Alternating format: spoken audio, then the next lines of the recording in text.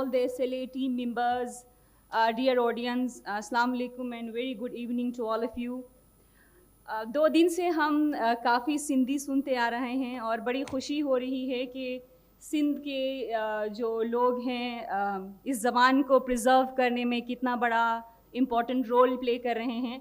मेरा नाम रूही मेहर है और मैं एक एमफिल की स्कॉलर हूँ कायद-ए-आज़म यूनिवर्सिटी में और मैं करंटली ऑक्सफोर्ड पॉलिसी मैनेजमेंट के साथ काम कर रही हूँ। मेरी जो फेलो हैं ये PhD कर रही हैं, she is a PhD scholar from Quaid-e-Azam university. And today we are here to share a case study, a research study which is conducted in Gilgit-Baltistan.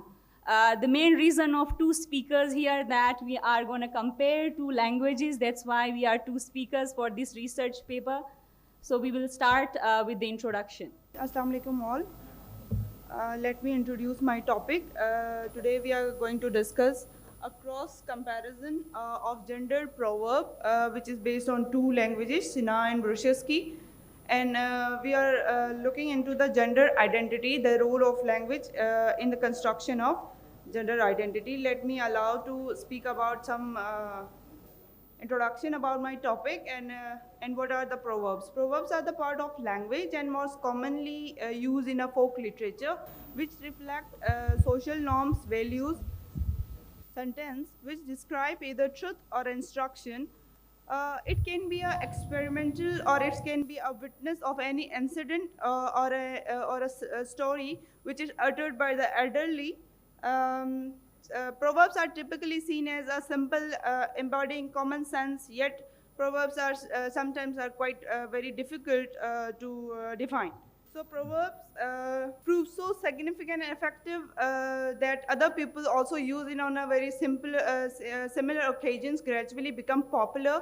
जैसे जैसे अगर हम वक्त के साथ साथ कुछ लाइनों को रिपीटेडली यूज़ करते हैं तो वो हमारे फोकलोर का हिस्सा बन जाती हैं और स्कॉलर्स उसको प्रोवर्ब्स या मुहावरे के नाम से इसको हम रिकग्निशन इसको मिलती है। अगर हम प्रोवर्ब्स की स्टडी को देखें तो आफ्टर 18th सेंचुरी इसको गोल्डन एज कहा जाता है जहाँ पे वेस्ट के अंदर प्रोवर्ब्स की बहुत ज़्यादा स्टडी की गई थी बिकॉज प्रोवर्ब्स जो हैं वो एक बहुत क्रूशियल रोल प्ले करते हैं to develop your cognition and your world view and your identity.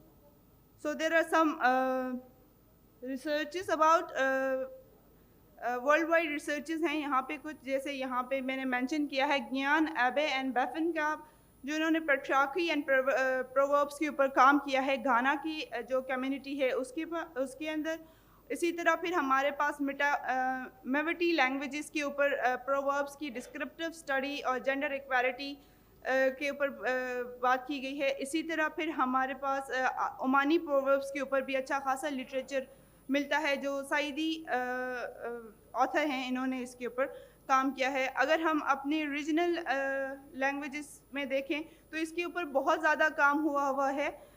लेकिन I want to mention Parvez Azhar and Abbas and Khatun and Saeed का इनका एक जर्नल है जो journal of archaeology of Egypt and Egyptology. इसमें इन्होंने एक कंपैरेटिव स्टडी की थी जो प्रोविंशियल 4 लैंग्वेजेस ऑफ पाकिस्तान है जिसमें Urdu, Sindhi, Saraiki and Punjabi and somehow Balochi, जहाँ पे इन्होंने एक कंपैरेटिव एनालिसिस किया था ऑफ के how the proverbs portray femininity in the multiple identities.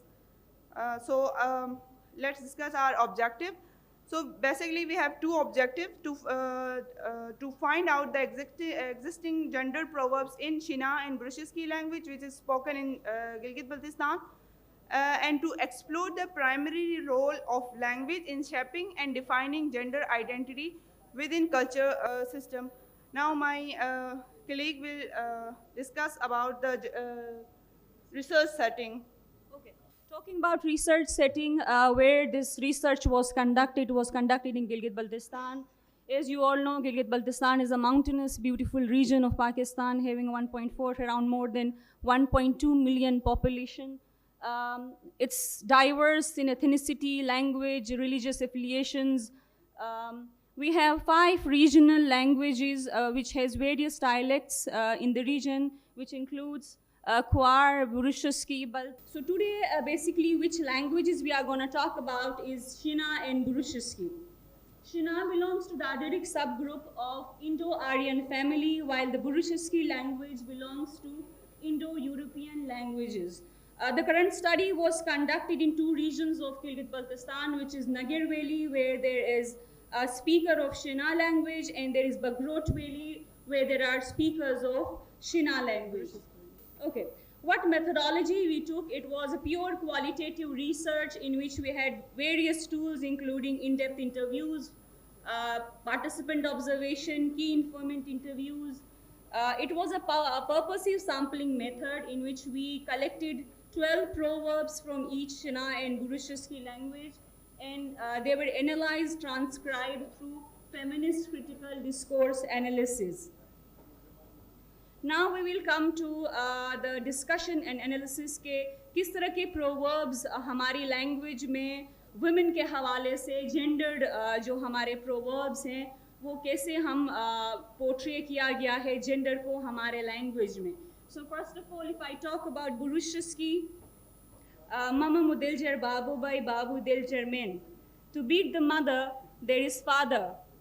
Who is there to beat the father? Which means women is always answerable to men. On the other hand, there is no one to ask father why you are doing such actions. Father is not accountable to anyone. This is a famous proverb in Burushaski language.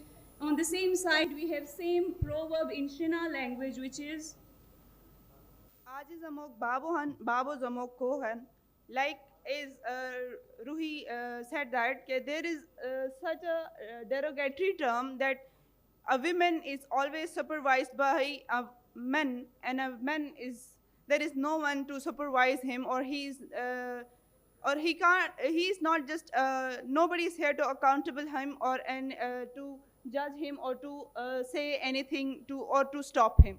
And same like we have another proverb which shows the less authoritativeness and which also reflect that there is no place in a social setting for women, like by Jai Jai punished, a woman who born 12 children still don't have any place or to claim about.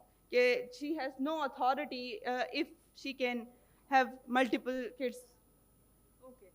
So likewise, there is another point of women being weak and irrational.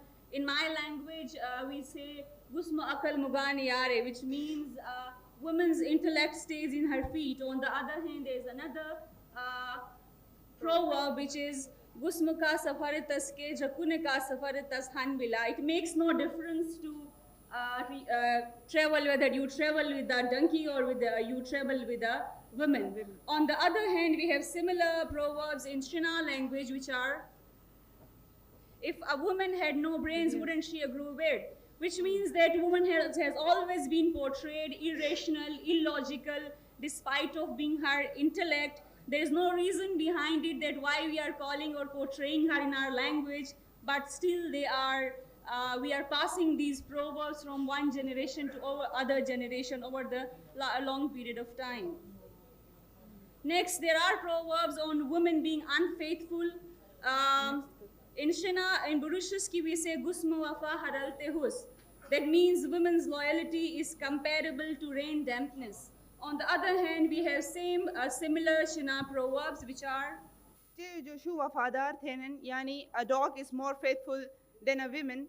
No doubt we have a very rich language, but despite of the fact that richness sometimes doesn't mean कि language के अंदर कोई biasness नहीं होंगे या discursive elements नहीं होंगे या इस तरह की portrayal नहीं होगी जो negative image को portray करे. Likewise in Shina, mostly women or commonly women are considered as faithful through their proverbs, like Tom hi umar genet nade, yani do not share your words or your secret with your wife, otherwise she will expose it. So another proverb we have is that women being unfaithful. We are done with this. Oh, women being troublemaker. In Burushaski we say "Guskar kamus garum hale guna tuvarchi." It means that when there is a decision maker, woman is a decision maker in house, and woman is taking all the decisions, there will be no prosperity to that house. On the same level, we have the similar proverb in Shina. But on the same side, we don't have any logic in this concept, but still this is very unfortunate that we have such proverbs in our language. I guess each and every language, I might think there may be proverbs in Sindhi language as well, which are portraying women very negatively despite of any logical scientific reason. Yeah, Ruhi, like I mentioned in my literature, that there is a number of proverbs which portrayed women as a negative creature. Like as Ruhi spoke about that if a hen chuckles, there will be a no mourning. In traditional societies, basically this is a practice. When a hen chuckles, they slaughter it because they think it's a curse. उसे एक बदशुगनी माना जाता है. Same like if they didn't let women to speak and take decisions, because if they let them to speak and take the decisions, ऐसा माना जाता है कि वो अपने ख़ानदान के लिए या जो उनका किन ग्रुप है उसके लिए एक कर्स या अपने उसके लिए कोई ट्रबल वो क्रिएट कर सकती है. Same like we have also some proverbs about women immorality, like, and then we have some proverbs which represents masculinity and the patriarchy in a GB society, which is like when men, when they have become old, think of fire. When a woman become old, she thinks of men. And men are like a billion god. They are like open and they can't be controlled. And like we have a similar proverb in British language, which also reflects that women only need men, and men are free and don't need anything, rather just a natural fire or something to. Now we have to conclude. Shina and British language play a discursive role to construct negative gender identity, which transmit through proverbs and folk literature by referring women as inferior, submissive creature. Women is depicted as unintelligent, weak, unfaithful, dependent, and not capable to make decisions in society. Okay, but it's fine. It's a folk literature, which is it's a dire need to rethink about it, reconstruct it, so we can flourish as a society and we can promote gender equity and gender empowerment in Gilgit-Baltistan. और इस research को highlight करने का मकसद ये था कि हमारे बहुत से प्रोवर्ब्स जैसे हैं, हमारे बहुत से ऐसे थिंकिंग्स हैं जिन पे हमें सोचने की ज़रूरत है, जो आज के दुनिया में नॉट एप्लीकेबल हैं. So it's really important to rethink whether what we are saying in our conversations, what we are using in our conversation, do they have a logic behind it? And I guess through this research we see that we don't have a logic behind it. They are just the cultural norms and settings which have been transferred from one generation to another. So it's really a high time to rethink and redevelop authentic, which are real and more authentic concepts towards women, which are equitable and gender biased, and have a environment which is full of equality for men and women. Thank you so much, and thank you for listening to us. Thank you, SLA, for providing us that wonderful opportunity to present our paper. Thank you.